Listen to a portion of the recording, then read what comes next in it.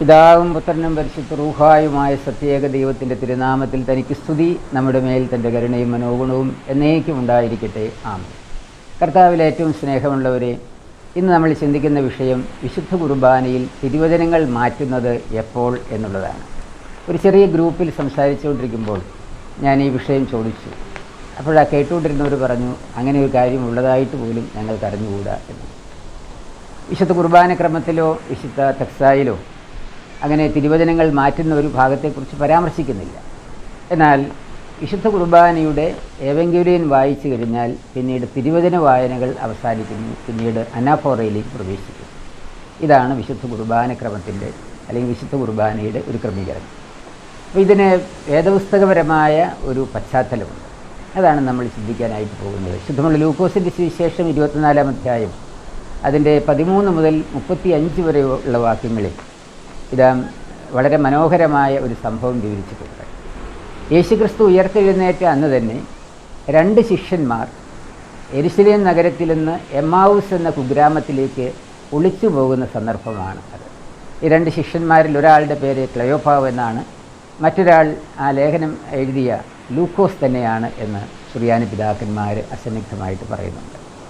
അങ്ങനെ ലൂക്കോസും ക്ലയോപ്പാവും കൂടിയാണ് ഈ യെരുശലേമാകുന്ന ദേവാലയ നഗരത്തിൽ നിന്ന് ഒളിച്ചു പോകുന്നത്. എമ്മാവൂസ് ഒരു കുഗ്രാമമാണ്. അങ്ങനെ പോകാനുണ്ടായ കാരണം യേശുക്രിസ്തു ഉയർത്തെഴുന്നേറ്റുവെന്നും ഉയർത്തെഴുന്നേറ്റിട്ടില്ല എന്നും തർക്കം അവരുടെ ഇടയിലുണ്ടായി. കർത്താവ് അവർക്ക് പ്രത്യക്ഷപ്പെടാത്തതുകൊണ്ട് ഈ തർക്കത്തിൽ ഉൾപ്പെടാൻ കഴിയാതെ അവർ രഹസ്യ സങ്കേതത്തിലേക്ക് പോകാനായിട്ട് തീരുമാനമെടുത്ത് പോവുകയാണ്. അങ്ങനെ പോകുമ്പോൾ യേശുവും അവരോടൊപ്പം ചേർന്നു. എന്നാൽ യേശുവിനെ തിരിച്ചറിയാത്ത വിധം ഈ ശിഷ്യന്മാരുടെ കണ്ണുകൾ മൂടപ്പെട്ടിരുന്നു. അങ്ങനെ ഒരു യാത്ര പോകുമ്പോൾ അവരോട് യേശു തിരക്കുന്നുണ്ട്, നിങ്ങൾ എന്തിനെക്കുറിച്ചാണ് സംസാരിക്കുന്നതെന്ന്. അപ്പോൾ അവർ പറഞ്ഞു, നീ ഇതൊന്നും അറിഞ്ഞിട്ടില്ലേ? അവിടെ യെരുശലേമിൽ യേശു എന്നൊരു പ്രവാചകനുണ്ടായിരുന്നു. ആ പ്രവാചകൻ മരിച്ചു, ഉയർത്തെഴുന്നേറ്റു എന്ന് ചിലരും ഉയർത്തെഴുന്നേറ്റിട്ടില്ല എന്ന് മറ്റു ചിലരും പറയുന്നു. അങ്ങനെ ഒരു തർക്കം അവിടെ ഉണ്ടായി. ഇതൊന്നും നീ അറിഞ്ഞിട്ടില്ലേ എന്ന് ഈ ശിഷ്യന്മാർ യേശുവിനോട് ചോദിക്കുകയാണ്, യേശുവിനെ തിരിച്ചറിയാതെ. അപ്പോൾ യേശു അവരോട് പറയുന്നൊരു കാര്യമുണ്ട്. ശുദ്ധമുള്ള ലൂക്കോസിൻ്റെ സുവിശേഷം 24-ാം അധ്യായം 25 മുതലുള്ള വാക്യങ്ങൾ. അപ്പോൾ അവൻ അവരോട് പറഞ്ഞു, ഭോഷന്മാരെ, പ്രവാചകന്മാർ പറഞ്ഞിട്ടുള്ളത് വിശ്വസിക്കാൻ കഴിയാത്ത വിധം ഹൃദയം മന്ദീഭവിച്ചവരെ, ക്രിസ്തു ഇതെല്ലാം സഹിച്ച് മഹത്വത്തിലേക്ക് പ്രവേശിക്കേണ്ടിയിരിക്കുന്നില്ലേ? മോശ തുടങ്ങി എല്ലാ പ്രവാചകന്മാരും വിശുദ്ധ ലിഖിതങ്ങളിൽ തന്നെപ്പറ്റി എഴുതിയിരുന്നവയെല്ലാം അവൻ അവർക്ക് വ്യാഖ്യാനിച്ചു.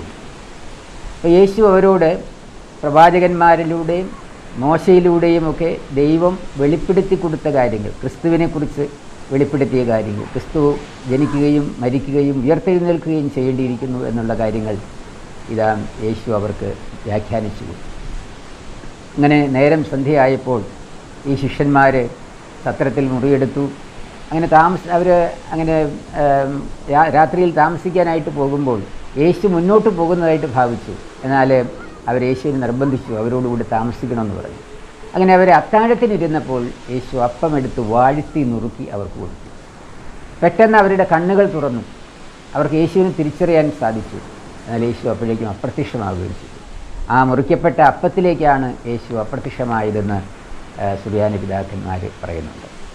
അപ്പോൾ അവർ ഉടനെ തന്നെ അവർ യേശുവിനെ തിരിച്ചറിഞ്ഞു. അപ്പോൾ അവർ പറയുന്നൊരു കാര്യമുണ്ട്. ശുദ്ധമുള്ള ലൂക്കോസിൻ്റെ സുവിശേഷം 24-32 അവർ പരസ്പരം പറഞ്ഞു, വഴിയിൽ വെച്ച് അവൻ വിശുദ്ധ ലിഖിതം വിശദീകരിച്ചുകൊണ്ട് നമ്മോട് സംസാരിച്ചപ്പോൾ നമ്മുടെ ഹൃദയം ജ്വലിച്ചിരുന്നില്ലേ?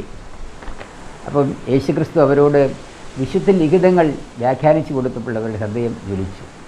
എന്നിട്ട് അവരുടെ ഒരു തീരുമാനമുണ്ട്. അവർ യെരുശലേമിൽ നിന്ന് എമ്മാവൂസിലേക്ക് ഒളിച്ചു പോകാൻ തീരുമാനിച്ചവരാണ്.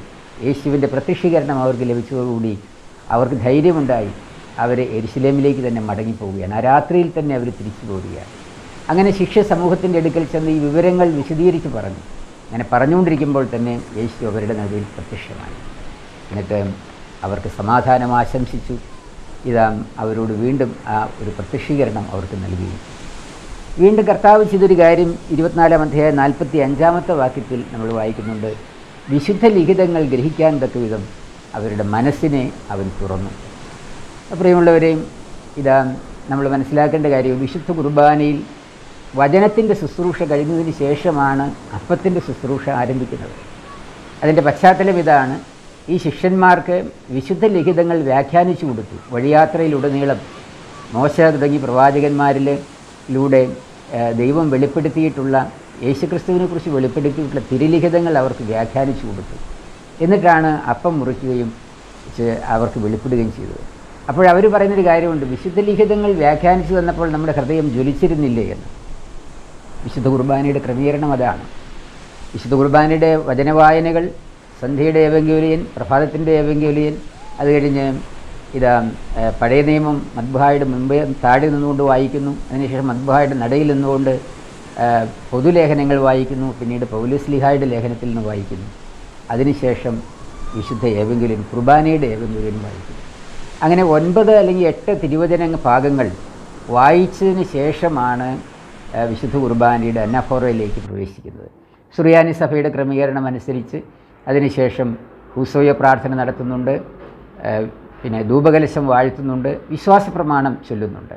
അതിനുശേഷമാണ് അന്നാഫോറയിലേക്ക് പ്രവേശിക്കുന്നത്.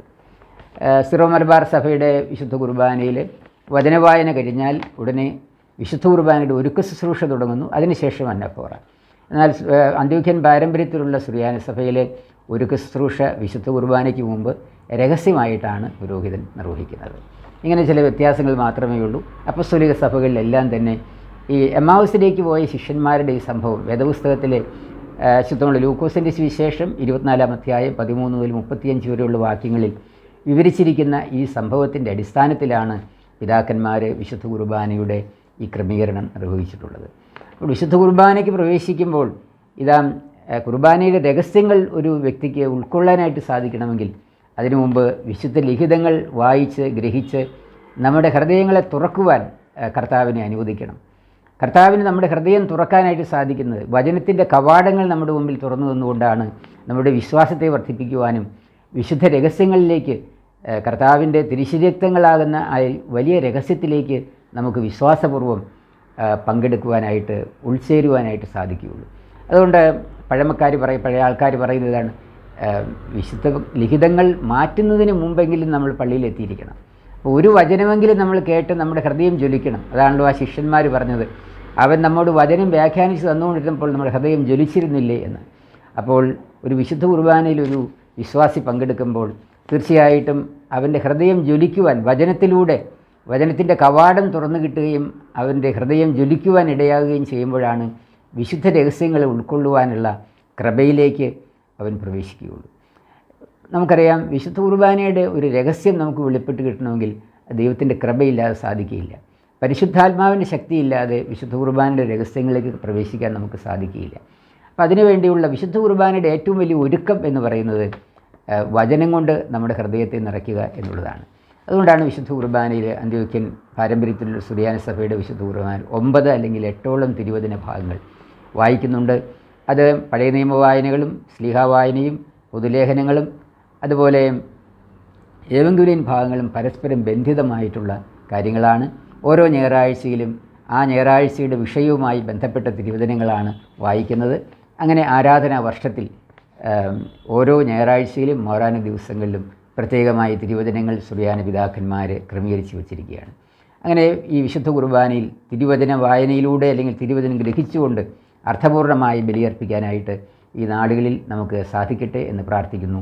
പിതാവിൻ്റെയും പുത്രൻ്റെയും പരിശുദ്ധ റൂഹായുടെയും നാമത്തിൽ തന്നെ ആമേൻ.